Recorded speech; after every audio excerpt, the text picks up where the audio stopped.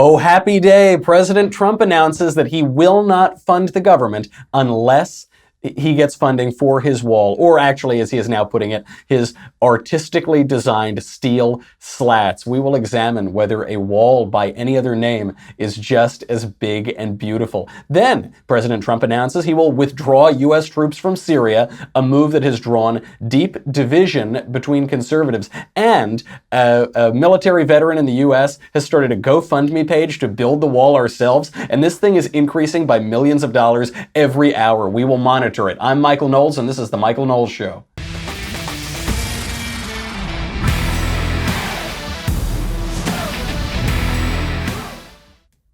Oh, you thought that we're only a few days until Christmas. You thought it was all over. No way, Jose. President Trump, the king of reality TV, had a few more tricks up his sleeve. There is a major shutdown fight brewing. The headline from CNN right now is...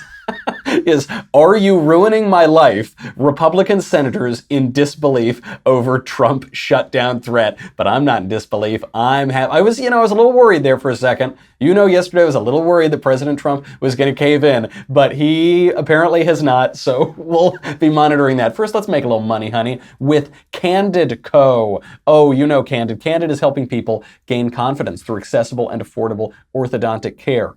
Candid makes the process of straightening your teeth convenient and easy by having the customer take the process into their own hands. You get straighter and brighter teeth in an average of 6 months, and it costs 65% less than braces. And you won't need to have all that, gross gear and stuff in your mouth and not be able to ask girls on dates in 7th grade. I'm just reliving my own childhood experience, but Candid Co. makes it so much easier. It uses orthodontists with other aligner companies. They use dentists or dental professionals, but Candid uses real orthodontists.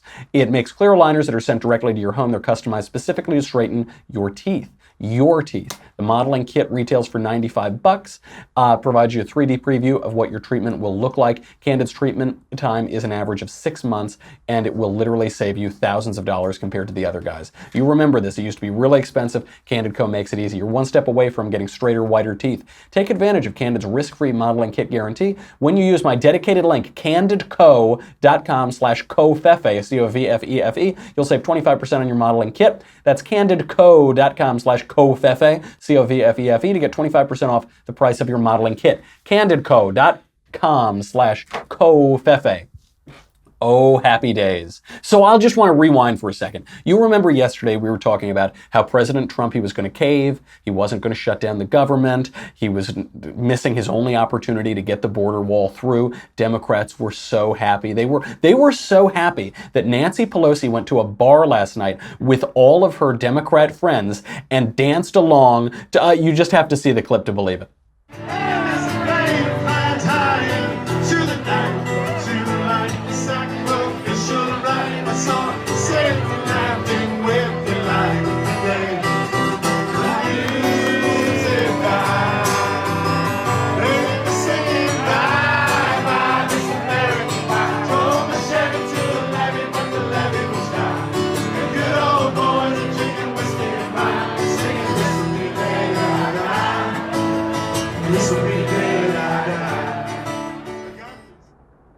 So for those of you who are only listening, you can see Nancy Pelosi right there staring up at these aging white liberals singing off-key and playing acoustic guitar, surrounded by other aging white liberals swaying and dancing back and forth. She's at a bar. She's dancing. By the way, if I made a computer robot watch 1,000 hours of aging white liberals just being themselves, that is what it would come up with as the platonic, perfect version of aging white liberals being themselves, just playing kind of schlocky 60s, 70s music on acoustic guitar, singing out of tune. Everyone's kind of out of shape. They all still think they're cool. They're trying desperately to be cool. That's the definition of white liberal baby boomers, is they just can never not be the cool guys. So oh man, she thought she had it. She was so excited. President Trump, he was just gonna have this perfunctory meeting today with House Republicans at the White House. Then they're going to get the continuing resolution. They're going to keep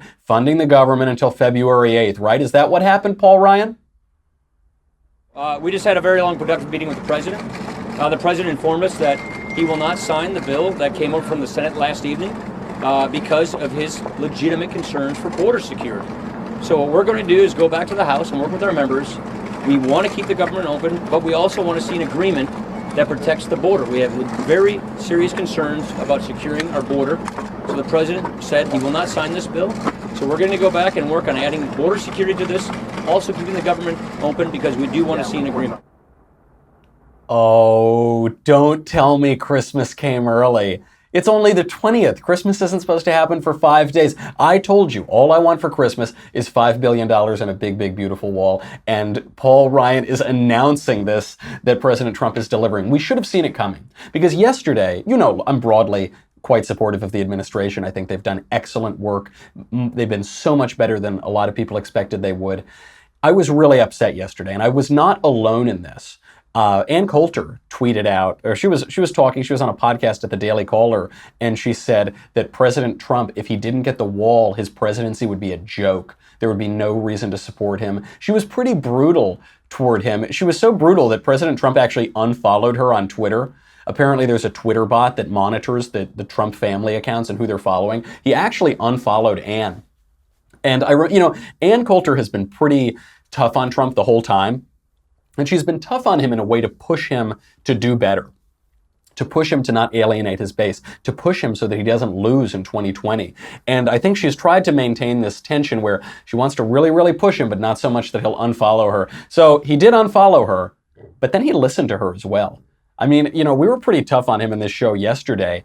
At the same time that the signature campaign promise you're basically caving in and not delivering on, you choose instead to free thousands of prisoners from the clink through this First Step Act prison reform bill. It's just a horrible moment. I mean, just a really low point for the Trump presidency, especially as the economy starts tanking. So I don't know what it was exactly, who was whispering in his ear, but today he totally turns around and he says that we are going to do it. And he says he's going to build the wall in a very specific way. He sent out this tweet and wrote, "The Democrats who know steel slats, parentheses, wall, are necessary for border security, are putting politics over country. What they are just beginning to realize is that I will not sign any of their legislation, including infrastructure, unless it has perfect border security. USA wins." Now you'll notice in that tweet, the wall is in parentheses, and the new phrase is steel slats. Steel slats. Okay, so what do we mean by steel slats? Well, you've probably seen there were a number of prototypes of this wall. One of them is that it slats up and down, and conservatives are a little upset about this. I think the left is actually trying to pretend conservatives are more upset about the steel slats versus the wall than they really are, because I don't care what the wall looks like. I don't care if it's got graffiti all over it. I don't care if it's made of steel or marble or concrete or whatever. I just want the thing to be built. President Trump also went on, he tweeted, quote, "When I begrudgingly signed the omnibus bill, I was promised the wall and border security by leadership would be done by the end of year. Now, it didn't happen. We foolishly fight for border security for other countries, but not for our beloved USA. Not good." Absolutely right. This is totally right. And so the left is trying to still portray this as a retreat. They're saying, well, okay, he's going to shut down the government. They're furious about that. They thought they had him beat on that. So they say, well, he's going to shut down the government, but he's not even going to deliver the wall. He's foolishly, recklessly trying to rebrand it as steel slats. Who wants steel slats? Maggie Haberman, who was a total in the tank for Hillary Clinton. The Clinton campaign sent emails about how they could rely on Maggie Haberman of the New York Times to give them good coverage. Here she is on CNN trying to portray this as some Republican loss. The goalposts have moved, right? I mean, he realizes there is not going to be a concrete wall, so he has to start rebranding it for his followers to look as if he's the one who created this and this was not foisted upon him. And again, that will work with some of his supporters. It will work with some of his base. The problem is that you can't constantly try to wave away your previous statements and assume that nobody is watching. There is a weight to these. There is a certain collection of them over time. Again, his supporters, Mark Meadows and Coulter, didn't do him any favors, but they didn't do him any favors because they know where his voters are. But they are reminding people that this really was the last chance. If he was serious about getting this wall, you don't sign this continuing resolution to keep the government funded through February 8th. So Maggie Haberman's right about a couple things here. She made those comments, in fairness to her, before it became clear that President Trump was willing to shut down this government to get his border funding at the very last minute. And so I think she would probably modify her comments now. So she's right that this is the last chance. And Ann Coulter was right about that. Mark Meadows and President Trump realizes that. What she's wrong about is she says that President Trump keeps changing his language. It's going to be a big wall. It's going to be 10 feet higher. Mexico's going to pay for it. Mexico's going to pay for it indirectly because of a new trade deal, because of increased this or that or the other thing. It's going to be a wall now. It's going to be steel slats. And so she's trying to say that when you make a promise, it is stuck in time. You can't change. You can't negotiate. It has weight. Which is true except for this administration. It doesn't. President Trump openly says this. He says, I am having the art of the deal. I am always negotiating. I'm going to ask for 5 times more than what I really want so that I can whittle it down and just get what I actually am aiming for. So no, if he says I want a big, beautiful concrete wall, and then he says, okay, I'll settle for steel slats. Steel slats is the wall. I really see no difference here. And I think this may actually be a sort of clumsy strategy from President Trump so that it actually gives Democrats a little bit of an opening if they want to vote for it. Because Democrats should vote for border security. Democrats want to get reelected just as much as anybody, and the majority of Americans want a structure along our southern border. Not just Republicans, not just independents, Democrats too. They want the wall.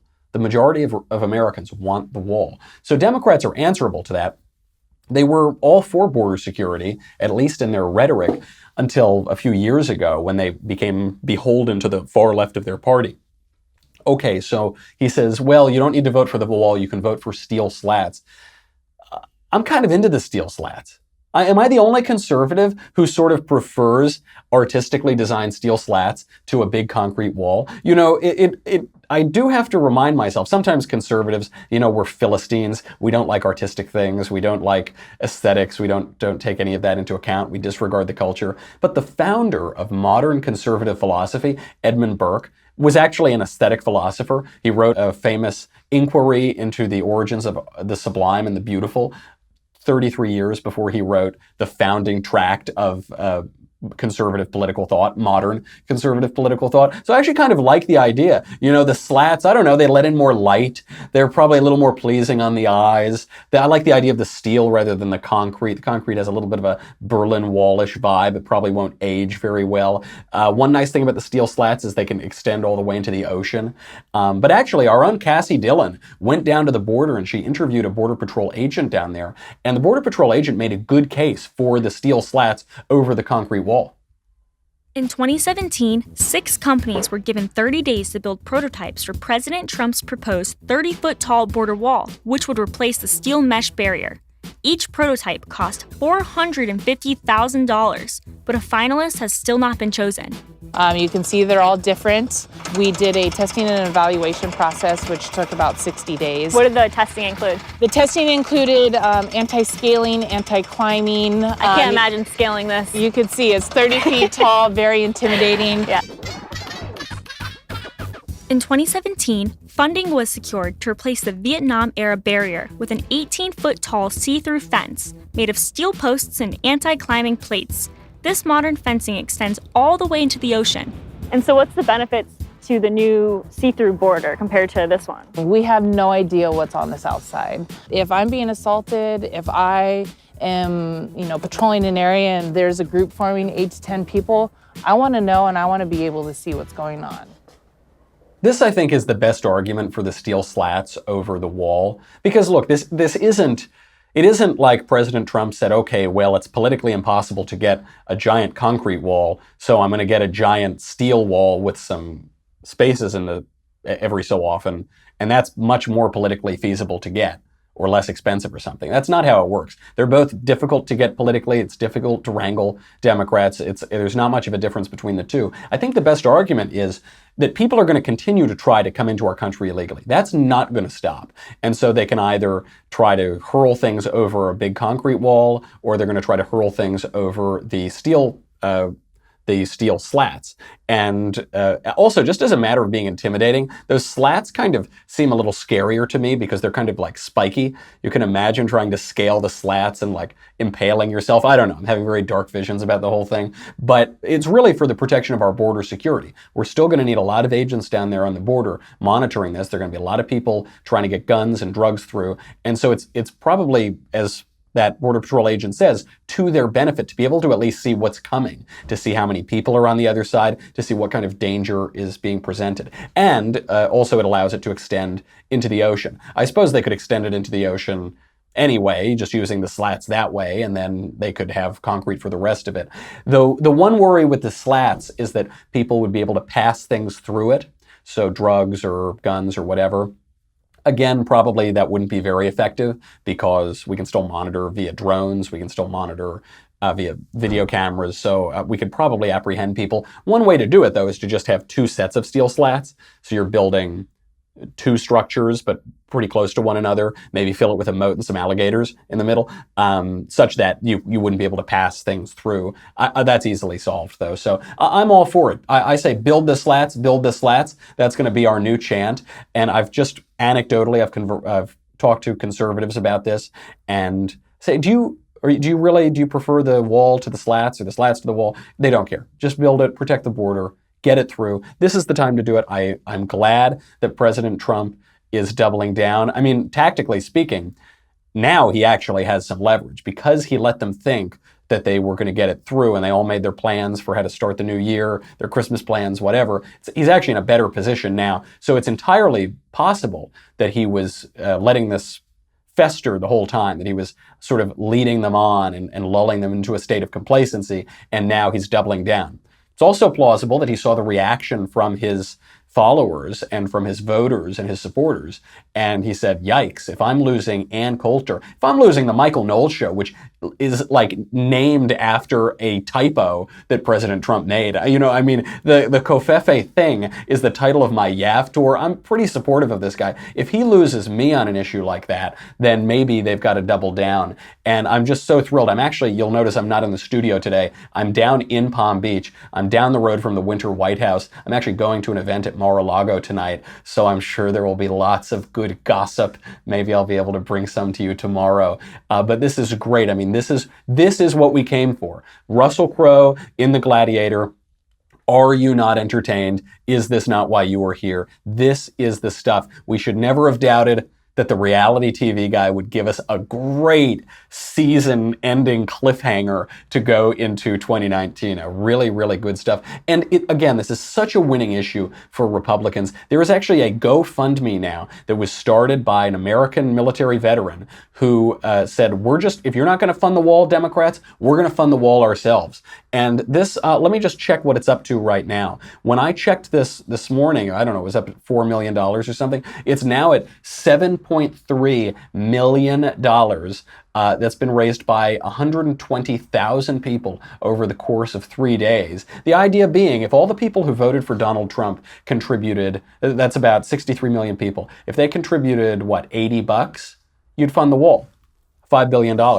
The goal right now is $1 billion on this GoFundMe campaign. And I think this is great, by the way. I think it's a really good idea. This guy's name is Brian Kolfage. He's a Purple Heart recipient, a military veteran, triple amputee. And he says, look, I've given a lot for my country. I'm deeply invested in the future of my country. I don't want to have given all of that for nothing. So we got to build the wall and protect our liberty, protect our sovereignty, protect the integrity of our nation. And you should help me out to do this.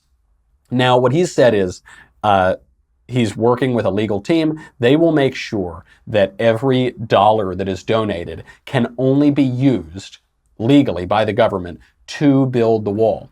And if they only fund it halfway, then they'll try to strike a deal with the government to fund it the other half of the way. And if they don't make a deal, if they can't fund the wall with this money, if they fall short of any of their goals, they're just going to refund the money. I think this is great. I think this is terrific. Some left-wingers are making fun of conservatives for this. They're making fun of them and saying, what a bunch of dupes. They're giving their money and paying extra taxes. Some cynical conservatives are saying that too. I think it's great. I think it's sending a terrific message to people and to the president and to members of Congress and the Senate to say, we want this wall. We want it so bad. We want to protect our country so much. We're willing to put our own money on the line about this. 120,000 people in just a few days, and the number keeps rising. I keep refreshing the page, and you just see more and more people. 1,000 people, since I last refreshed it a few minutes ago, have donated money to this. I think it's great, and I think that these Republican senators, some of the squishy ones, I think their jaws hit the floor. This from CNN. Republican Senator Susan Collins almost dropped her handbag Thursday as she gestured disbelief at word delivered to her by reporters that Donald Trump would not sign the budget extension to keep the government funded until February unless border wall money was added. Did he just say that? She asked as she left a Republican lunch. Are you ruining my life? No, you're doing your job. You're being forced to do your job because you weren't doing your job because neither Republicans nor Democrats have ever really cared about stopping illegal immigration and funding border security. None of them really have. It's this unholy alliance made between these open borders left-wingers and open borders Chamber of Commerce, Wall Street Journal type Republicans. Love the Journal, but it's that kind of perspective that says, oh, well, they shouldn't do it, but sure love that cheap labor. Oh, well, they shouldn't do it, but gosh, it's pretty good for the economy. And we'll get to why it's good for the economy we'll get to it right now, as a matter of fact, which is that there was this study that came out which showed that the least educated state in America, do you know what it is? The least educated state in America? I know you're thinking Mississippi, Alabama, haha, those dumb Southerners. California, that's the least educated state in the country. And of course, I believe that. I'm surrounded by Californians all the time. So it's California. And then number 2 is Texas. Texas is still a pretty red state. Then it's New York. Then it's New Mexico. Then it goes to Kentucky, Nevada, Arizona. I thought, how is this? Why is it the bluest of the blue states, then the reddest of the red states, then the blue again, New York? And why are these the least educated? We're always told New Yorkers are so educated and sophisticated. We're always told that Californians are so educated, so sophisticated. So why is that? What's going on? Then I looked at the percentage of illegal aliens living in these states. And it turns out they match very well. They don't match 1-to-1, but greatest percentage of illegal aliens is California. Within the top 5, you get Arizona, you get New York, you get all of these. Nevada has a lot. So it's not a perfect 1-to-1. There are other factors as well. But this is a big one. This makes perfect sense. You're talking about people who are flooding into the country without much of an education. I don't begrudge them. They come from bad countries and they're coming to America because America is a good country. But when you have that unchecked, when you just allow people to flood over completely unvetted without any limiting principle, then there are negative effects on your society. Education levels go way, way down. Wages, especially at the low end of the wage spectrum, go way, way down. This affects a lot of people. It might not affect the people writing for the New York Times, but it does affect a lot of Americans.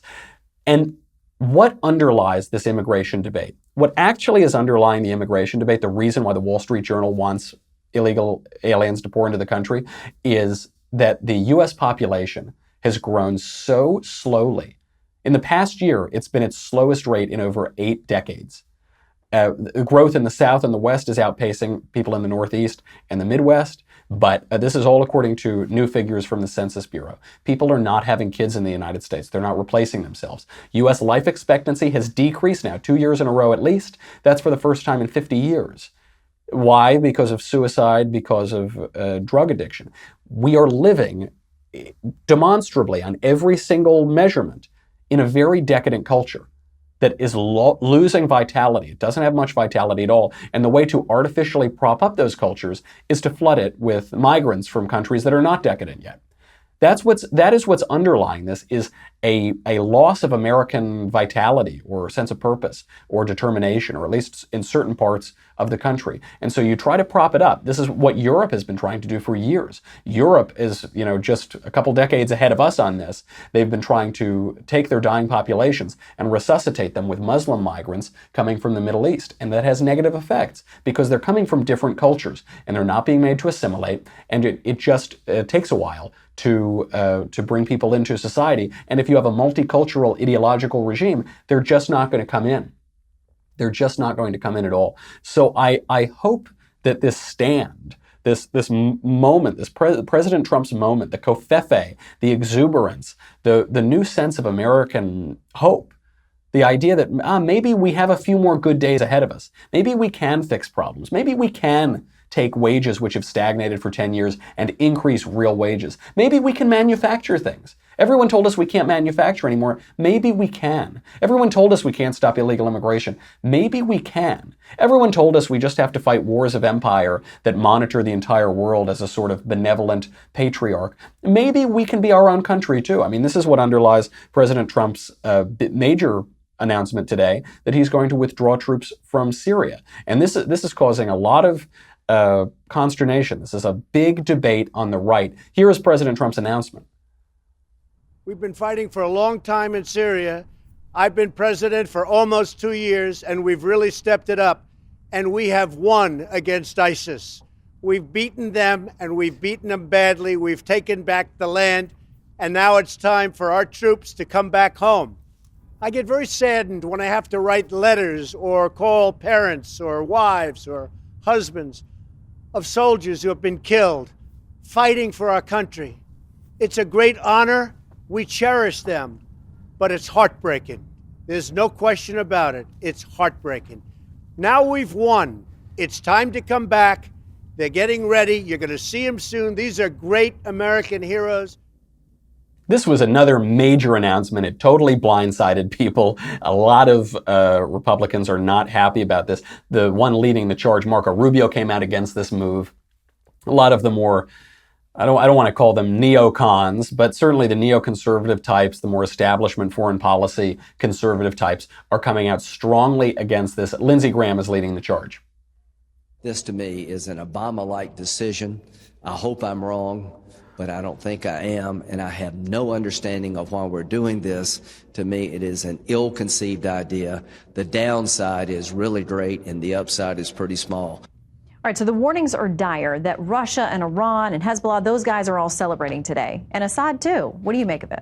One of my colleagues just called this an Obama-like decision. I couldn't disagree more, and I couldn't agree more with the president's decision. Look, by definition, this is the opposite of an Obama decision. Obama got us involved. Trump's taken us out. Congress has never declared war or authorized the use of military force in Syria. We shouldn't be there anyway without Congress doing that. So that there at the end, that was Republican Senator Mike Lee, who comes from the more, I don't know, civil liberty-minded wing of the Republican Party and the conservative movement, and he is applauding it. Rand Paul is applauding the move as well.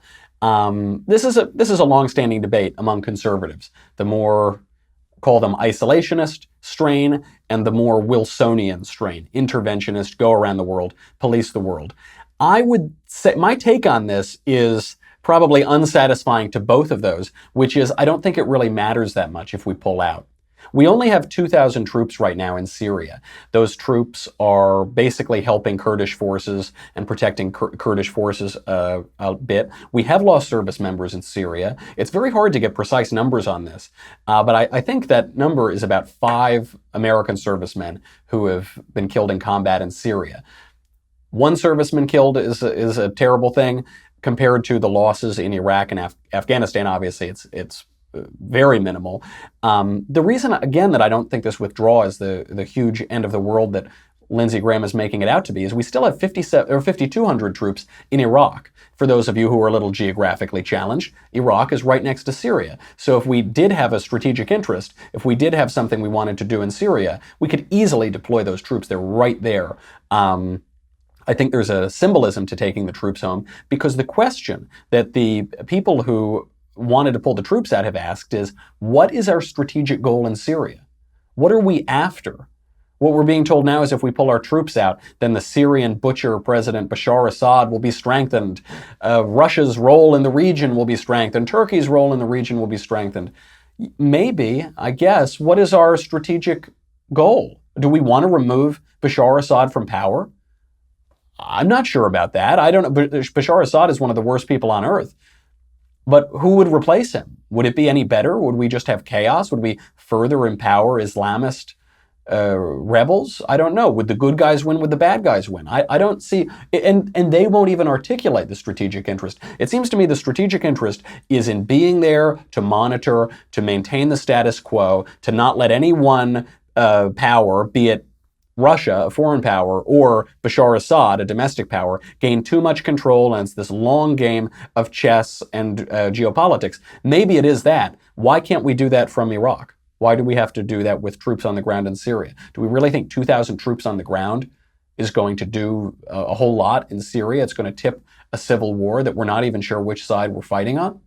Of course not. I just don't think it's a huge deal, and it is President Trump fulfilling a campaign promise, and he's got to fulfill those campaign promises because he's facing re-election in 2020, and Americans broadly, not just right-wingers, but left-wingers too, get war fatigue after a while, and unless you can articulate a strategic objective there, and the reason why it's so essential that we have 2,000 forces, 2,000 troops in Syria, I just don't see the interest. Okay, we've got a lot of mailbag to get to, but first I've got to say goodbye to Facebook and YouTube. Go to dailywire.com. It's $10 a month, $100 for an annual membership. You get me. You get the Ben Shapiro Show. You get the Andrew Klavan Show. You get to ask questions in the mailbag coming up. You get to ask questions in the conversation. You get to ask questions in backstage. You get Another Kingdom, which is now been finished for the second season. And I got to tell you guys, it's really good. I can comment on that because I contributed nothing to the writing of it. And the story is so good. I mean, don't tell Drew I said that, but it's excellent. So go over to dailywire.com, give us all of your money, and we will be right back with the mailbag.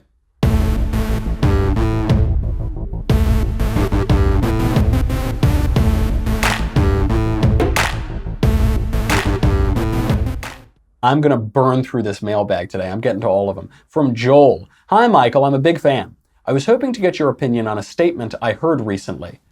To understand racism, you need to understand power dynamics. To understand sexism, you need to understand power dynamics. To understand poverty, you need to understand power dynamics. To understand power dynamics, you need to listen and believe the stories of the powerless.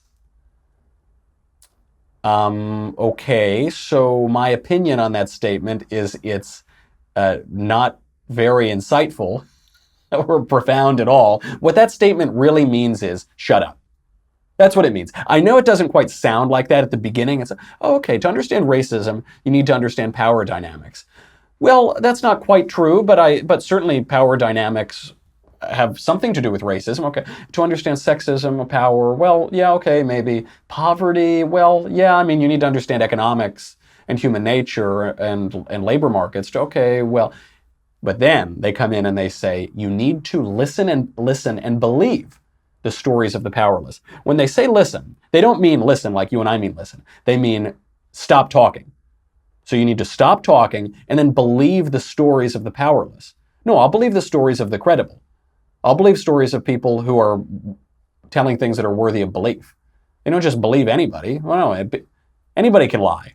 A rich guy can lie, a poor guy can lie. Rich guys have interest, poor guys have interest. And then of the powerless. Nobody is powerless in America. Nobody is powerless. A 4-year-old orphan out on the street with drug-addicted, abusive parents, even that kid is not powerless in America. He at least has communities, and he has certainly the state to come in and get him out of those bad situations. A lot of charities to help people. Nobody is powerless in America. So just the premise there is this very Marxist premise that we have these class struggles between the oppressor and the oppressed, and that define and the oppressors, by which they really just mean straight white guys who think that they're guys. They need to shut up, and everyone else gets to talk and tell them what to do. That's ridiculous. Of course, that's not the case. People who have good ideas should be listened to, and we should always be listening to everybody. But then we should use our judgment and our reason to determine what is true and what is good and beautiful and what is false and a bad idea and going to lead us down a bad path. From Justin. Oh, great knowledgeable. My ex and I broke up over a year ago and have not really communicated since. Looking back, I see all of my previous shortfalls and have noted that the breakup was most likely caused by our immaturity as individuals and as a couple. She really was everything I wanted in a wife. She's the only girl I've said those 3 little words to. Should I send the text to my ex? If not, how should I go about meeting new people? Justin. P.S. I thought about sending this question to Mr. Shapiro as well. However, my ex listens to his show. Well, she listens to his show, huh? Yeah, she doesn't listen to my show. She clearly has very questionable judgment. You should delete her number from your phone and move on. Get a girl who has better taste in podcasts. Listen, you're asking me this question because you want permission to do something, right? Everything you're telling me is saying, I want to text my ex. She's perfect. We were both immature. We both made mistakes. I really love her. That's the only girl I ever said I loved. Can I text her? And if you're asking me permission, yeah, sure. I married my ex-girlfriend. You know, I've talked about this before. Sweet little Lisa and I were high school sweethearts. We split for college. We got back together. My life is great. My life couldn't possibly be better. Everything worked out wonderfully. I'm all for texting your ex if it's the right thing to do. Don't text the wrong ex. If the reasons that you broke up were, if you broke up because, I don't know, immaturity, she was moving somewhere, you were going somewhere, whatever, that's fine. I had one guy write into the show and say that his girlfriend kept cheating on him and kissing other boys in front of him and breaking up with him. Yeah, dump that girl. Don't text that girl. But, people change. People mature. If you really like her, if you've gone out, you've kind of played the field, you've talked to other people, and you like this girl more, yeah, text her. That's great. I'm all for it. But don't do it because you don't have anything better to do. I mean, don't do it because you're afraid of going out there and meeting someone new. Do it because you really love this girl. And if it's the latter, go do it. And if it's that you're just sort of settling for her because you're afraid to go meet a new girl, you don't know how to meet a new girl, go to a bar, buddy. Go meet a new girl. There's a lot of fish out there. But I'm all for texting your ex and marrying your ex, and I hope it works out for you. From Richard.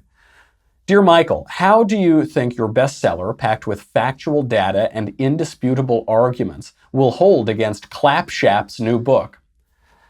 Look, I mean, a work like Reasons to Vote for Democrats, A Comprehensive Guide, is a once-in-a-generation work of genius. And not everything can be compared to that book. I mean, how could you possibly, with such economy of words, with such brevity and therefore wit, be able to convey such an incisive message as I conveyed in my magnum opus, Reasons to Vote for Democrats? I would never hold Ben to that standard. Ben uses words in his books. So I just don't know how he could convey with such concision and precision the sort of things that I did. But I did read Ben's book, and it's a very good book. I really, really enjoyed it. So I'm sure it'll sell, a handful of copies. But, again, since it's not really just cutting through right to the soul of the reader, I don't know that it'll do nearly as well. I think my prediction is it will be the second best-selling and most important book of the last 2 years. That's how I think it'll do. And you should read it. It's a very good book. From Cole. Do you have any advice for constructing a compelling argument against abortion on a scientific level? Most people I talk to won't acknowledge the moral dilemma that abortion presents. Thanks, Cole. Let me ask you a question. Can you construct a compelling argument against murder on a scientific level? On a scientific level. So we're talking about the physical. We're not talking about the metaphysical or the moral or the ethical. We're just talking about on a physical, on a meat level. Why shouldn't you murder somebody? Because you'll get blood on your clothing? I don't know. Can you construct for me a scientific argument against burglary or a scientific argument against rape? No, if anything, if we're talking about science, then we know that we have a biological imperative to spread our genes. So there's certainly no scientific argument against rape. There's really a scientific argument for rape, although not really, because again, you can't make scientific arguments about moral questions. These questions, all of these things, really everything that matters to us in our lives that we consider really eternal questions, is an ethical or a moral or a philosophical or a metaphysical question. It's not a physical question. So of course you can't do it. There's no scientific argument against abortion. There aren't really scientific arguments, period. When we argue, we're talking about ideas, and ideas are not scientific. I can't take an idea and look at it under a microscope. An idea is out there, and ideas are enacted by physical processes, and that you can study scientifically, but you can't study the idea. The reason that abortion is wrong is because it's wrong to take a human life without due process, certainly. We know that it's a human. We know that it's alive. We know that it's individual. What argument could you make to end that life without due process? I can't find one. Find me that argument. You can only make moral arguments, and if people won't acknowledge moral dilemmas, then I guess they can't make any other argument either. But I suspect they do make other arguments. They just don't want to face the reality of abortion. From Sally. Hi, Michael. Have you ever noticed the linguistic link between being observant in a religious sense and the actual meaning of the word, being watchful? I don't think millennials have been encouraged to look deeper into themselves or deeper at the world. It shows in their amoral politics. How do we bring religion into the conversation where it is less consequential than the next Instagram ad? Thanks, Sally. A great observation. Pun, I suppose, intended. We constantly see that this isn't just the millennials who are being oblivious to this. This is even true of religious people sometimes. Sometimes religious people will say, well, I said I believe in Jesus and I'm saved. I believe in you and now I'm saved. And that's okay, I don't need to think anymore.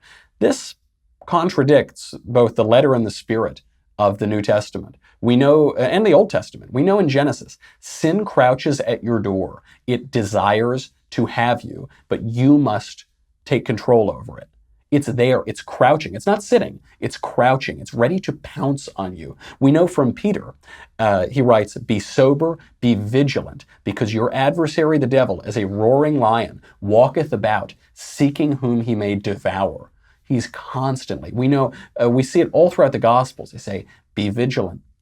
Stay awake. Why can't you stay awake? Endure until the end. It's not easy to endure until the end, but you should. There's a prayer in the Catholic Church that they used to say at the end of Mass all the time, and then it became unpopular for a while in the 60s and 70s when the church became much more kumbaya and saccharine and sentimental. And now it's coming back a little bit because we realize the reality and personification of evil. And it's the St. Michael prayer. The prayer is very quick. It says, St. Michael the Archangel, defend us in battle, be our defense against the wickedness and snares of the devil. May God rebuke him, we humbly pray. And do thou, O Prince of the heavenly host, by the power of God, thrust into hell Satan and all the evil spirits who prowl the world, seeking the ruin of souls. Just listen to that language. It's prowling. Sin is always there for us. We've got to constantly be watchful of that. And I hope some of these self-help guys who have become popular say that, they speak to a very Aristotelian sense, which is that virtue is a habit. You form habits, and that is your virtue. The more you practice the virtues, the more natural they will feel, the better you will be at them. And if you're in a state of habitual sin, some sort of addiction or whatever, then it's very difficult to break out of that. Christ says, the man who sins is a slave to sin. And you've got to constantly be vigilant about that. But it's not just those millennials. I think that's a lesson that all of society could take. From Jason. What do you make of Jordan Peterson's nonsensical word salad whenever asked directly about the incarnation or the resurrection of Jesus? I couldn't possibly say. You'll have to ask Jordan himself about his answer to questions on the incarnation. I have asked him this directly before. I think we did it on the air a little while ago. I also want to make the point, though, because I hear this sometimes from the religious right and from left-wingers. They'll criticize Jordan Peterson. The religious right will do it because he's a Jungian, basically, so he's only speaking about metaphors, and he's he gives vague answers on questions like the incarnation. And then the left doesn't like him because he's getting people to take seriously traditional concepts and religion. Both of those sides are saying that Jordan is doing more harm than good. I think it's pretty clear that he's doing more good than harm. I've talked to a lot of people who are religious people they reverted or converted to their faith because of Jordan Peterson. And it's because what Jordan Peterson does so well is he exposes the frivolous shallowness of modern materialism, of modern atheism, how low their arguments are, what a ridiculous and silly view of the world that they have. And he exposes that because he's talking about mythology. He's talking about mythology, and he's talking about symbolism, and he's talking about the Bible. And I really hope that someday I'll be able to sit Jordan down, as I've tried many times, and get him to follow the logical conclusions of those ideas as I see them. But if Jordan is getting people to do that, to follow the logical conclusions of these ideas and come to a true faith, he's doing God's work on earth. It's great stuff. I'll take one more. Dear Lively, I have 2 questions. Okay, I guess I'll take 2 more. With the latter involving an anecdote. 1, what is your favorite Protestant denomination? And 2, I made the mistake of mentioning I heard Lutheranism described as Catholic light to a Lutheran pastor. He calmly explained to me why Lutherans are the true Catholics and the Pope is the Antichrist, with a great deal of citations I don't remember. Is there any validity to these claims? I'll take the second one first. No, there is not any validity to those claims. A good book on this, though, on the history of the Reformation, and specifically Luther, is How the Reformation Happened by Hilaire Belloc.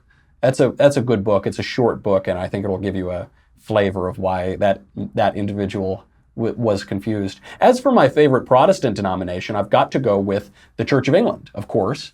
I've got to go with High Church Anglican, which is basically the Catholic Church, except they don't like the Pope. Twice the liturgy, half the guilt, as they describe it. And this is because Henry VIII, when he broke the Church of England away from the Catholic Church, he didn't do so for theological reasons. He remained basically a Catholic until the day he died. He did it for political reasons.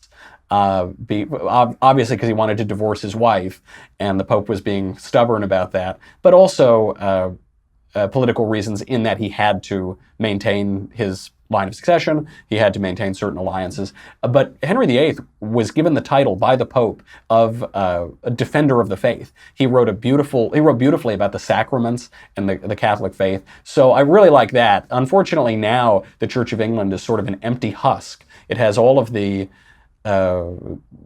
gilding, or it has all of the, ornaments of the Catholic Church, but it's been basically hollowed out from the inside. But I still like it. I still go into Protestant churches, Anglican churches sometimes, and it's nice to hear, especially these days, a lot of the Catholic liturgy is so awful that if you go to the Anglican church, you can figure out what it was supposed to sound like. So that's my favorite one. I actually take a lot from Protestants, though. I always liked Alvin Plantinga, the Calvinist analytical philosopher at Notre Dame, and I always enjoyed Tim Keller. Years ago, I would listen to him a lot more. So there are some good ones out there, too. All right, that's a surprisingly ecumenical end to our show. We will be back tomorrow. I got to go boogie to Mar-a-Lago and figure out what's going on with this government shutdown. But I'll be in town also for the TPUSA Student Action Summit, so if you're around, I look forward to seeing you tomorrow. In the meantime, I'm Michael Knowles. This is The Michael Knowles Show. I'll see you tomorrow.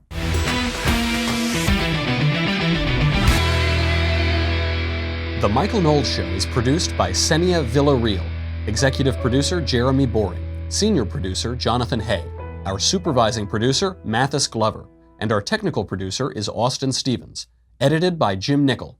Audio is mixed by Mike Coromina. Hair and makeup is by Jesua Olvera. The Michael Knowles Show is a Daily Wire Forward Publishing production. Copyright Forward Publishing 2018.